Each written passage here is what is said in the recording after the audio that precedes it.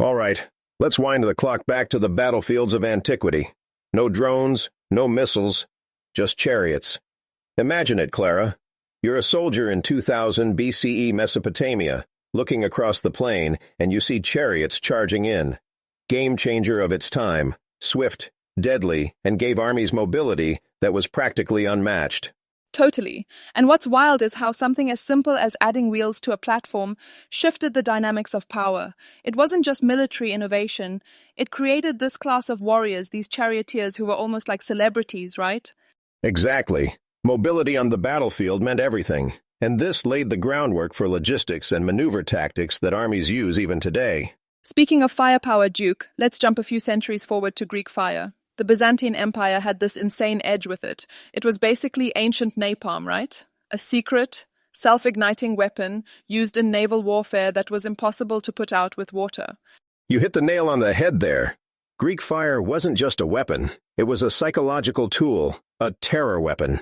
Opposing navies knew once it hit their ships, there was no escape. That psychological edge can be just as decisive as the physical damage. It's fascinating to think how these early technologies sparked entire arms races. I mean, look at Greek fire. It was secretive enough that scholars are still debating its exact composition today. That kind of mystery only adds to its legend. True, but hold on, Klara. If we're talking transformative, how about gunpowder? 9th century China. Boom! Literally. Changed the entire nature of combat.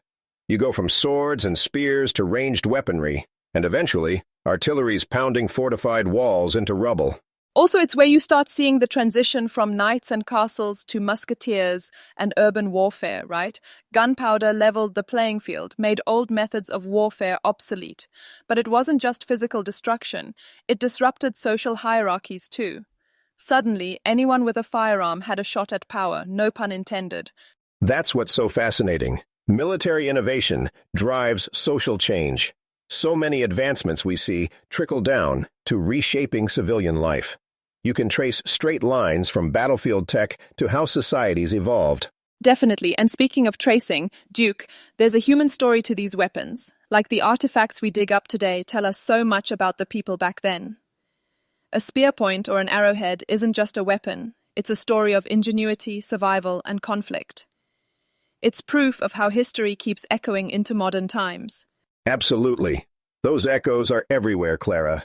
From the chariot to AI-driven drones, the spirit of adapting and overcoming never changes. Exactly, Duke. And speaking of adapting and overcoming, let's jump to World War I, one of the periods where innovation surged rapidly. Barbed wire. Who'd have thought something so basic could redefine combat strategy? Exactly, Klara. It's low-tech, but deadly effective. Barbed wire turned the battlefield into a nightmare for advancing troops. Once it's deployed, you're slowing down infantry and funneling them into kill zones. I mean, you're almost inviting enemy soldiers to get cut down by machine gun fire. Right, and it wasn't just physical. The psychological toll of that combination, entanglement and constant machine gun fire, it must have been like fighting through a death trap. And yet soldiers kept charging in. Wild to think about. True, but what came next was the answer to all that. Mechanization. Tanks turned trench warfare on its head. No more static lines stretching forever. Tanks punched right through, forcing new tactics on every level. And not just tactics, right? Tanks brought versatility to warfare, but also ushered in mass production of machines for combat. That early industrial mindset shifted everything toward mechanized wars. Exactly. Here's one for you. World War II. Blitzkrieg. The Germans perfected it. Fast-moving tanks, paired with air support and infantry, tore down opposing defenses like dominoes. That's not just coordination. That's precision warfare built around mechanization. Wow. And those same tanks, like the British Matilda or the American Sherman, weren't just tactical weapons. They reshaped industries back home. Armored warfare meant factories, innovation pipelines, and even how we measure progress, didn't it? You got it. Tanks are a symbol of industrial strength. Whoever controls production controls the battlefield.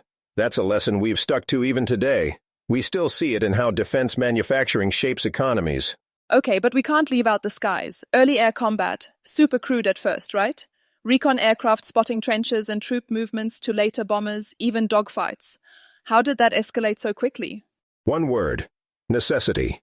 You can't have ground domination without owning the air. By World War II, air superiority was just as critical as having tanks on the ground. Bombers didn't just attack. Entire strategies, like Britain's strategic bombing, were built around them. And not just we too. Think about what came after.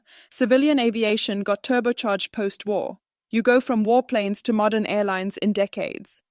Those same advancements gave us the world we live in now, whether it's travel or logistics. Absolutely. War drives innovation, whether it's tanks during wartime or commercial jets afterward. It's all connected. Even modern strategies lean on what we learned from those technologies. Adapt, integrate, and anticipate what's next. Speaking of adaptation, these lessons set the stage for today, right? Drones, autonomous tech, the evolution keeps speeding up, but we'll get to that in a bit.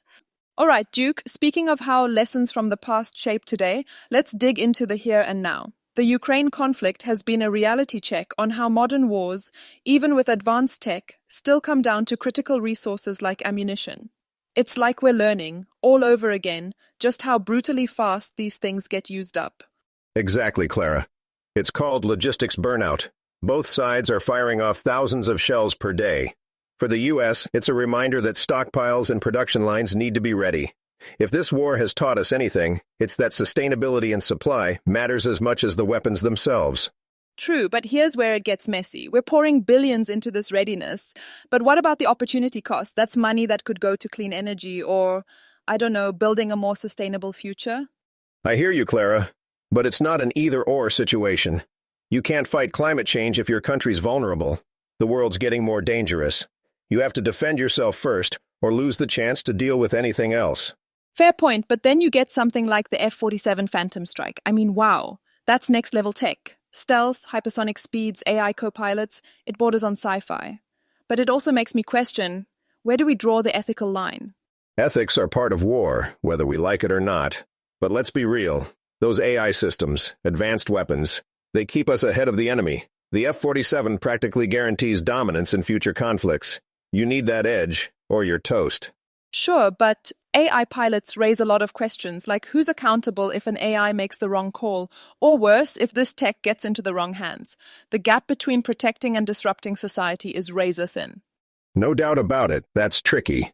But you've got to trust the checks and balances.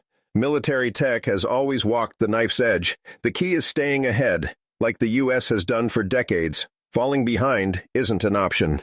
Okay, but let's zoom out. This is bigger than just staying ahead. The ripple effects of these technologies are huge. Military innovations, drones, AI, they don't stay in battlefields. They reshape healthcare, transportation, even how we work. Exactly. And those ripple effects? That's progress. History proves it, whether it's GPS from defense systems or medical advances from combat trauma care. These investments pay off for civilians too. It's all connected. So maybe the lesson here is balance. It's not about saying no to military spending. It's about making sure the investments eventually give back, whether it's peace, innovation, or hopefully a stronger society. Does that sound fair? Couldn't agree more. Defense is the front line, but it should also be the launch pad for a better future. It's not just about fighting wars. It's about preventing them and building up the tools that do more than just defend. Well said, Duke. All right, listeners, that about wraps it up for today. Whether it's the first Chariots, AI drones, or the F-47 Phantom Strike, one thing is clear, innovation never stops. Let's just hope we direct it wisely. Exactly, Klara. Thanks for tuning in, folks. Keep your powder dry, stay informed, and until next time, stay safe out there. Bye for now.